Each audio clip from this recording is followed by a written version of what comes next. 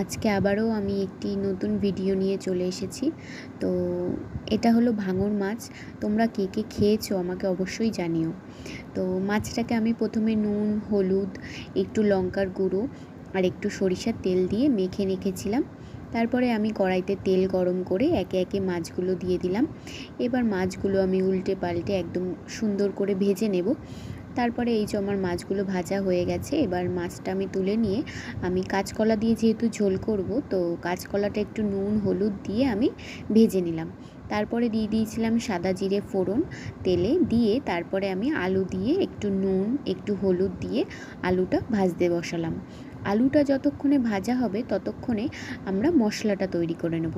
তো প্রথমে শুকনো খোলায় আমি দিয়ে দিয়েছিলাম সাদা জিরে, আর এদিকে আমি টমেটো, কাঁচা লঙ্কা, আদা আর একটু দিয়ে দিয়েছিলাম রসুন, এটার পেস্ট বানিয়ে নিয়েছি। এদিকে আলুটাও ভাজা হয়ে গেছে, এবার আমি ওই পেস্টটা দিয়ে দিলাম। আর তাতে দিয়ে দিলাম নুন হলুদ, একটু দিয়েছিলাম কাশ্মীরি লঙ্কার গুঁড়ো আর একটু দিয়েছিলাম গরম মশলা। তো দিয়ে আমি ভালো করে মশলাটাকে একদম কষিয়ে নেব।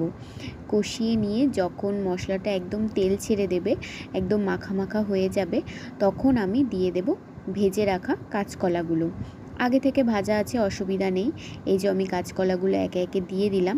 এবার এটা দিয়েও আরেকটু কষিয়ে আমি টমেটো স্লাইস করে রেখেছিলাম সেটা আমি দিয়ে দিলাম। দিয়ে ভালো করে কষিয়ে নিলাম। এবার তেল তো ছেড়েই গেছে, এবার আমি জলটা দিয়ে দেব।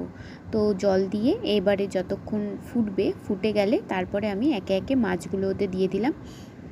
মাছগুলো দিয়ে ভালো করে ফুটলে আমি নামানোর আগে দিয়ে দেব একটু ধনেপাতা কুচি, এতে গন্ধটা খুব সুন্দর বেরোবে আর খেতেও তো টেস্টি লাগবেই। তো যাই হোক, আজকে আমার এইটাই ছিল রেসিপি। তো আজকের জন্য এইটুকুই। তোমাদের কেমন লাগলো অবশ্যই জানিও। টাটা।